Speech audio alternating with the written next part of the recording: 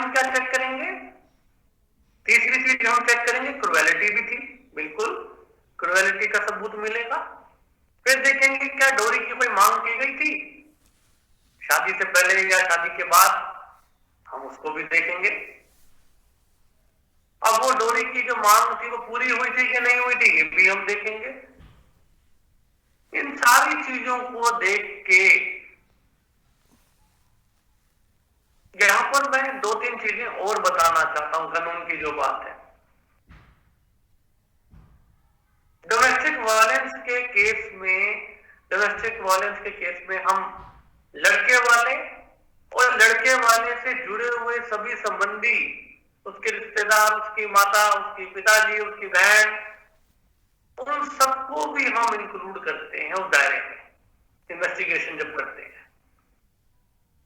एक लड़का वाला या उसके पिताजी हो सकते हैं, या उनकी माताजी हो सकती हैं, या उनकी बहन हो सकती है, या उनके भाई हो सकते हैं, या उनकी भाभी हो सकती हैं। तो इन सबको जो है कानून के अनुसार डोमेस्टिक वायलेंस के act, protection of domestic violence act में भी इनको जो है इंक्लूड किया हुआ है शक के दायरे में। इनमें से किसी ने भी अगर मान लीजिए हिंसा की है महिला के ऊपर, मान लीजिए कि उनके भाई ने की है, मान लीजिए उनकी बहन ने की है, तो भी डोमेस्टिक वायलेंस का केस होगा। ये जरूरी नहीं है कि केवल पति ही करे, ये हो सकता है कि पति की बहन करे, पति का भाई करे, पति की माताजी करे, पति के जो है पिताजी करे। तो ये बहुत ही विस्तार से जो है हमारे कानून में जो है इसको आप देखते हैं कि रखा गया है। इसकी वजह आप जानते हैं कि जो हमें केस मिलते हैं, केस के आधार पर हम देखते हैं कि जो घरेलू हिंसा है वो पति के अलावा भी और लोग कर सकते हैं, करते हैं, कि लड़की को मारा पीटा, उस पर एसिड गिरा दिया, उसको जो है भूखा रखा। इस तरीके की हरकतें जो हैं, जो हम अक्सर देखते हैं, जो बहुत ही भयंकर है, हमारे कानून की दृष्टि से बहुत ही अत्याचार है, तो हमने इसका विस्तार बहुत बड़ा रखा हुआ है। 3-4 तरह के हमने अभी अपराध देखे जो कि महिला के ऊपर किए जाते हैं। आपने देखा कि जो है दहेज प्रथा एक अपनी आप में समस्या है। ये छोटी समस्या नहीं है, ये समस्या अनेक और समस्याओं को जन्म दे रही है। ये समस्या घरेलू हिंसा को जन्म दे रही है, ये समस्या क्रूएलिटी को जन्म दे रही है, और आप देखते हैं यही समस्या जो है बाद में डोरी डेथ को समस्या दे रही है। 304B की धारा बहुत जरूरी है आपको नोट करना। 304B के तहत आप जो देखते हैं आईपीसी, इंडियन पीनल कोड, तो ये बड़ी इंटरेस्टिंग सी बात आ जाती है। मेरी बुक में सब दिया हुआ है, इसको डिटेल में आप एक बार पढ़ेंगे तो सब समझ में आ जाएगा आपको। बहुत डिटेल में आपको जो है इसमें समझाया गया है कि ताकि आप इसको अच्छे से समझ सकें। अब जो है ये हमने 3 जो है बड़ी विशेष जो है हमने व्यवस्थाएं देखी जो हमारे समाज में जो है समस्याएं बहुत गंभीर हैं। चौथी समस्या जो हम देखते हैं जो है रेप की। जो रेप की समस्या है, आपने देखा कि ये अपने आप में एक बहुत भयंकर, जितनी आप कल्पना कर सकते हैं उतनी कल्पना कीजिए कि जितनी निंदा कर सकते हैं उतनी निंदा कम है। ये धारा 375 में आईपीसी में इसके बारे में बताया गया है। धारा 375 में बताया है कि रेप क्या होता है और जो है इसका क्या दंड है, यह आपने देखा। तो रेप जो है यह अपने आप में बहुत ही सीरियस जो है अपराध। आप देखते हैं निर्भया केस आपने देखा, हम लोगों ने मथुरा केस एक आया था बहुत प्रसिद्ध, उसमें भी आप देखते हैं कि जजमेंट जो आई वो बहुत महत्वपूर्ण थी मथुरा केस में, और निर्भया केस जो आया उसमें भी जजमेंट जो है बहुत सीरियस आई, और गाइडलाइंस भी जो है आप देखते हैं कि कोर्ट की गाइडलाइंस आई, मार्गदर्शन दिए कि कैसे हम जो है रेप को रोक सकते हैं और सरकार को क्या सकारात्मक नीतियां और क्या सरकार को सकारात्मक निर्णय लेने चाहिए। तो आपने देखा कि रेप जो है इससे जो है महिला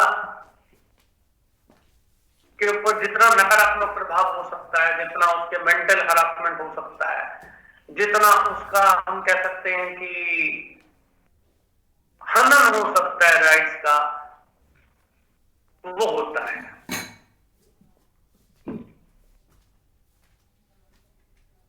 अब ये आप जो देखते हैं जो ये इतना भयंकर अपराध जो 375 आईपीसी में धारा 375 के तहत दिया जाता है, रेप की भी कैटेगरीज हैं। हम देखते हैं कि गैंग रेप भी एक बहुत बड़ी समस्या है। निर्भया केस जो था वो गैंग रेप का था। जब एक व्यक्ति से ज्यादा व्यक्ति रेप की जो है प्रक्रिया में शामिल होते हैं, जब तो उसको हम गैंग रेप का केस मानते हैं। 5 लोग हैं, 6 लोग हैं, 7 लोग हैं, 10 लोग हैं जो कि रेप में जो है शामिल हैं। गैंग रेप जो है ज्यादा भयंकर तो दोनों ही है और दोनों ही अति निंदनीय है, लेकिन गैंग रेप जो है और भयंकर जो है आप देखते हैं कि समस्या है। मथुरा केस एक था, मैं आपको थोड़ा सा जिक्र ज्यादा तो नहीं करूंगा क्योंकि केसेस को आपको ज्यादा जानने की जरूरत यहां नहीं है, लेकिन आपको केवल यहाँ पर कंटेंट जानने की जरूरत है कि क्या होता है। तो मथुरा केस जो था उसमें आप जानते हैं मथुरा एक छोटी सी मतलब लड़की थी 11-12 साल की, और पुलिस वाले जो हैं उन्होंने जो है इसका रेप कर दिया था, मथुरा जो लड़की थी। और बाद में जो आप देखते हैं कि जब कोर्ट में केस होता है और आप जानते हैं कि सेशन कोर्ट से शुरुआत होती है, तो सेशन कोर्ट में जब केस डाला गया तो कोर्ट ने जो है मथुरा के अगेंस्ट में जो है निर्णय लिया। अब वजह जो भी रही, सबूतों की कमी रही होगी, तो मथुरा के हित में जो है जजमेंट नहीं आया, क्योंकि कोर्ट ने कहा कि हमारे पास एविडेंस नहीं मिल पा रहा। एविडेंस ये कहता है कि भाई मथुरा का रेप नहीं हुआ, लेकिन बाद में जब उच्च कोर्ट में हमने देखा कि हायर कोर्ट में हमने अपील की तो जजमेंट बदला और ये पता चला कि पुलिस वाले जो थे पहले एफआईआर ही नहीं कर रहे थे। रेप के केसेस में यही तो सबसे बड़ी समस्या आती है कि हमारे यहाँ एक दुखद बात ये है कई बार कि रेप होने के बाद भी एफआईआर दर्ज नहीं होती। तो ये अपने आप में एक शर्मनाक, हम कहें कि हमारे कानून की एक कह सकते हैं कि कोई कमी कह लीजिए, कानून में व्यवस्था होने के बावजूद एफआईआर ना होना, ये अपने आप में एक बहुत चिंता की बात है। इसी तरीके से आपने देखा निर्भया केस जो था, जो कि गैंग रेप था, आप सबको पता है बहुत प्रसिद्ध केस जो था निर्भया केस जो था। इसमें जो है फास्ट ट्रैक कोर्ट की बात शुरू हुई। इसमें जो चर्चा हुई वो ये हुई कि रेप के जो मामले हैं जल्दी से जल्दी जो है निपटाए जाएं और आरोपी को सजा सख्त से सख्त मिले। तो आपने देखा कि रेप को एक सीरियस ऑफेंस के रूप में लिया गया, सीरियस गुनाह माना गया। आप जब देखते हैं कि जब निर्भया केस होता है उसमें आपने देखा कि आंदोलन हुआ, कई एनजीओ ने प्रदर्शन किए, उसका नतीजा ये हुआ कि फास्ट ट्रैक कोर्ट बनाया गया, उसकी सुनवाई जल्दी से जल्दी हो, ये प्रक्रिया की गई और उसके बाद से जो है ये प्रयास किया गया कि आरोपी को जल्द से जल्द जो है सजा। अगली जो समस्या, जो अगला जो हम देखते हैं कि हमारे समाज में जो एक बहुत बड़ी समस्या है वो स्टॉकिंग की है। स्टॉकिंग जो है, आप जानते हैं कि छेड़छाड़ जो है ये अपने आप में बहुत बड़ी समस्या है। आईपीसी में इसको मेंशन किया गया है कि ये एक, हम कह सकते हैं कि पहली सीढ़ी है बाकी क्राइम्स की। रेप जैसे क्राइम की सीढ़ी है, पहली सीढ़ी है कि कोई स्टॉकिंग के बारे में जो हमारे आईपीसी में बताया गया है, यदि कोई व्यक्ति जो है किसी भी लड़की को या तो आते जाते उसको जो है छेड़ता है या उसको पीछा करता है या अब्यूसिव लैंग्वेज बोलता है या किसी तरह से वो इस तरीके के गेस्चर्स करता है जिससे कि उस लड़की को लगे कि वो उसका इंसल्ट हो रहा है, उसके अपमान हो रहा है, उसके जो है डिग्निटी को नुकसान पहुंचाया जा रहा है। इस तरीके से भी अगर कोई व्यक्ति करता है तो ये भी जो है अपने आप में एक अपराध है। इतना ही नहीं, आप देखते हैं कि आप अगर आजकल जो देख रहे हैं साइबर क्राइम बढ़ते जा रहे हैं और आप देखते हैं सोशल मीडिया का जमाना है। सोशल मीडिया में भी अगर आप किसी लड़की के साथ आप बदतमीजी करते हैं, आप उसको गलत भाषा का जो है मतलब आप बोलते हैं जो कि उसके डिग्निटी के लिए अच्छा नहीं है, या आप कोई ईमेल लिखते हैं इस तरीके का, या आप कोई वीडियो भेजते हैं इस तरीके की जिससे कि उसकी जो है पीस ऑफ माइंड डिस्टर्ब हो, उसका जो है डिग्निटी को डैमेज पहुंचे, तो ये जो है आप देखते हैं अपराध में माना जाएगा। यहां तक कि आप अगर किसी तरह के कोई जो है आप वीडियो जो है आप देखते भी हैं अगर किसी तरह के, और आप जो है कोई जो है इस तरीके की हरकत करते हैं जिससे कि महिला की डिग्निटी को डैमेज पहुंचे, तो ये कानून में अपराध है, इसकी सजा है। ये आप जो है ध्यान में रखें। क्यों इसको सीरियसली लिया गया है? क्योंकि ये अपराध जो है आगे जाके आप देखते हैं कि जो है अपने आप में आगे जाके ये अपराध जो है और अपराधों को भी जन्म देता है। ये अपने आप में आप देखते हैं कि बहुत बड़ी एक समस्या हमारे समाज की है। और इसमें जो है आप जब एफआईआर कराते हैं तो पुलिस जो है कार्रवाई जरूर करेगी, क्योंकि ये एक बहुत ही गंभीर अपराध है।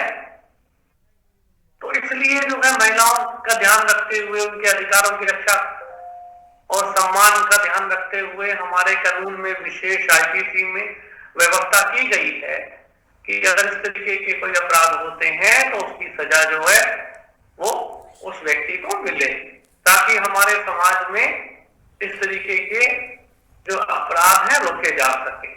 और हमारा दूसरा जो महत्वपूर्ण जो इसके आधार पर था कि महिलाएं जो हैं उनकी डिग्निटी को लेके कोई जो है मिसयूज ना करे, कोई उनका मजाक, कोई इस तरीके से उनकी राइट्स को डिनाई ना करे, उनकी डिग्निटी को डैमेज ना करे। ये हमारा मुख्य उद्देश्य था। तो ये हमने कुछ अपराध जो देखते हैं कि हमारे समाज में जो कि बहुत ही कॉमन तरीके से देखने को आप लोगों को मिलते हैं, और मैंने शुरुआत जो चैप्टर की थी जिसमें मैंने बताया था कि समानता बहुत जरूरी है, लेकिन आज के समाज में आप देखते हैं कि महिलाओं के साथ समानता का व्यवहार नहीं होता। बात यहाँ पर जो और गंभीर आ जाती है कि जब महिला शिक्षित हो जाती है और शिक्षित होने के बाद अगर वो काम करने जाती है, किसी ऑफिस में काम करने जाती है, तो वहां पर भी अगर कोई छेड़छाड़ हो तो ये अति निंदनीय है, ये एक्सेप्टेबल नहीं है। और आप देखते हैं कि ऐसी समस्या हमारे समाज में आज भी आती है। Sexual harassment at work place जो है, जो सेक्सुअल हरासमेंट जो कि जहां पर आप काम करते हैं वहां पर अगर महिला के साथ होता है, यह अपने आप में एक बहुत बड़ी निंदनीय बात है। विशाखा केस जो था उसने जो है गाइडलाइंस दी कि वर्क प्लेस में जहां पर आप काम करते हैं, महिलाएं जहां पे काम करती हैं, वहां पर सेक्सुअल हरासमेंट बर्दाश्त नहीं होगा, कहीं पर भी नहीं होगा। ये अपने आप में एक अपराध है। और अगर जहां पर आप काम करते हैं वहां पर सेक्सुअल हरासमेंट अगर होता है तो ये अपने आप में एक बहुत बड़ी समस्या जो है हमारे यहाँ पर देखने को मिलती है। इसको रोकने के लिए अनेक जो है गाइडलाइंस विशाखा केस में आई, आप जानते हैं, जिसमें कि जेंडर सेंसिटिव कमेटी जो है हर विभाग में बनाई जाए ताकि महिला जो है अपना कोई शिकायत दर्ज करना चाहे, कोई सेक्सुअल हरासमेंट का केस है, कोई छेड़छाड़ का केस है जो कि आपके वर्क प्लेस पे हुआ है, तो आपको करा सके। उसकी निष्पक्ष जांच हो कमेटी के द्वारा। ऐसा ना हो कि कहीं वो पावर का अब्यूज किया जाए, मिस यूज किया जाए, ये भी ध्यान में रखा जाए। विशाखा केस ने ये बताया, विशाखा केस की जो गाइडलाइंस थी। इसी तरीके से आप देखते हैं कि जो दूसरी एक समस्या हमारे समाज में आती है वो खास करके मुस्लिम समाज में आती है, जो बहुत बड़ी समस्या हमारे मुस्लिम समाज में है और जो थी, जिसको कि हमने अभी रिसेंटली खत्म करने का प्रयास किया है, जो कि ट्रिपल तलाक की समस्या थी। आपने देखा कि मुस्लिम समाज में ये ट्रिपल तलाक जो था, ये एक बहुत बड़ा जो है, हम कह सकते हैं कि मुस्लिम महिलाओं के लिए एक बहुत बड़ी समस्या भी था और उनकी डिग्निटी को लेके एक बहुत बड़ा, हम कह सकते हैं कि क्वेश्चन मार्क था।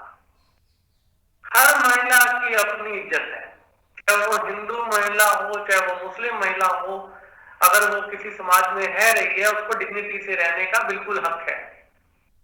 लेकिन आप देखते हैं कि वर्षों से जो है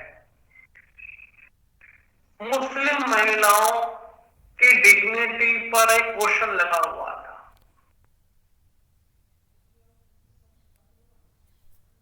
कि ट्रिपल तलाक की जो समस्या थी, जिसके द्वारा अगर महिला ने शादी की है अपने पति के साथ और वो ट्रिपल तलाक दे देता है तो उस महिला का क्या होगा, उसकी डिग्निटी का क्या होगा, उसको तलाक देना ही पड़ेगा। ये व्यवस्था जो थी, जो उसकी डिग्निटी पर क्वेश्चन मार्क लगाती थी, इस पर जब कोर्ट केस हुआ और आपने देखा कि फाइनली जजमेंट आया, मुस्लिम महिलाओं के फेवर में आया। बहुत सारे देशों ने ट्रिपल तलाक को समाप्त कर दिया था, मुस्लिम देशों ने। आपने देखा कि टर्की जैसे देश ने भी, पाकिस्तान में भी हट गया था। लेकिन हमारे देश में जो है आज भी हम ट्रिपल तलाक की बात जब करते थे तो शायद उसको खत्म करना एक चुनौती बन गया था और मुस्लिम महिला जो थी उनकी डिग्निटी पर एक बहुत बड़ा क्वेश्चन मार्क था। समानता की बात हो रही है यहाँ पे, संविधान तो प्रियम्बल में भी जो है इक्वालिटी की बात कर रहा है, समानता की बात कर रहा है। प्रियम्बल में भी लिखा हुआ है कि हर नागरिक जो है वो सामान्य है, उसमें कोई पुरुष और स्त्री के बीच में भेदभाव नहीं होना चाहिए। जब कानून देश का कह रहा है कि सभी बराबर हैं, हिंदू परिवार हो या मुस्लिम परिवार हो, उसमें कोई भेदभाव नहीं है, कानून सबके लिए बराबर है। लेकिन उसके बावजूद भी अगर जो मुस्लिम महिला है, अगर उनके साथ कोई असमानता हो रही है तो ये बहुत ही बड़ी जो है, हम कह सकते हैं कि समस्या थी, जो कि हमें जो है इसका हल निकालना था। तो आपने देखा कि इसका हल जो है, कोर्ट ने जो जजमेंट दिया, बहुत अच्छा जजमेंट दिया, मुस्लिम महिलाओं के हित में दिया, और ट्रिपल तलाक को जो है समाप्त कर दिया गया है। ट्रिपल तलाक को एक अपराध माना गया है। आज के समय में ट्रिपल तलाक एक्सेप्टेबल नहीं है, और ताकि हमारे जो मुस्लिम महिलाएं हैं उनकी डिग्निटी जो है वो सबसे पहले है। ये अपने आप में एक हम देखते हैं कि समानता की जो समस्या है वो हमारे समाज में शुरू से रही।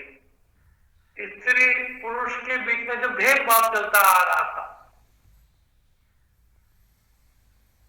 उसको हमने समाप्त करने का अनेक बार प्रयास किया, क्योंकि आपने देखा कि हमारा समाज जो है वो एक रूढ़िवादी व्यवस्था से चलता था, और हमारे यहाँ पर आप देखते हैं कि रूढ़िवादी व्यवस्था होती थी, और उसके तहत आप देखते हैं कि महिलाओं के साथ अत्याचार किया जाता था। आपने दहेज प्रथा की समस्या देखी, आपने असमानता इतनी भयंकर देखी,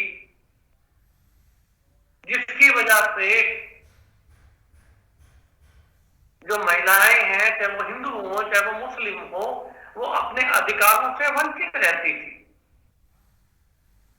तो कानून का तो मुख्य उद्देश्य यही था कि हमारी महिलाएं जो हैं उनको अधिकारों से वंचित ना रखा जाए। एक काम जो हमारे संविधान निर्माताओं ने बहुत अच्छा किया,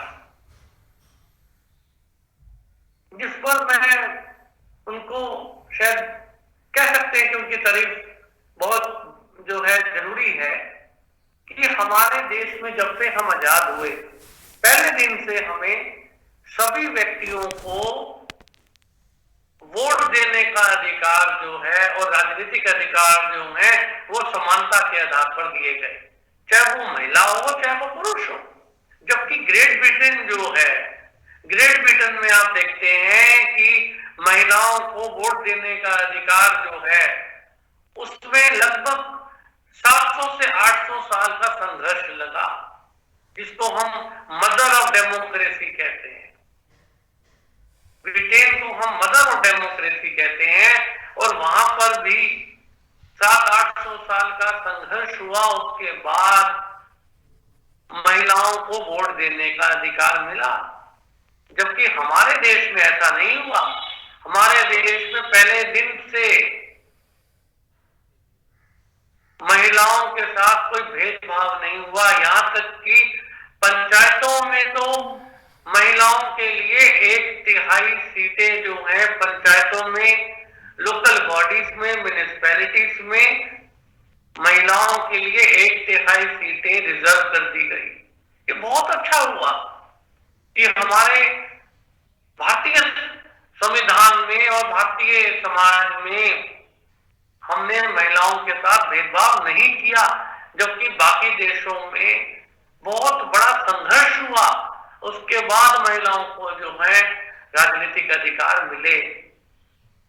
कुछ कमियां जरूर हमारे समाज में रही, जिसको हम दूर करने का प्रयास कर रहे हैं, क्योंकि समानता बहुत जरूरी है। और जैसा मैंने आपको समझाया कि हमारे संविधान में इन समस्याओं को दूर करने की व्यवस्थाएं की गई। तो आज का हम इतना ही रखते हैं। आप लोग जो है अच्छे से रिवीजन कर लीजिए।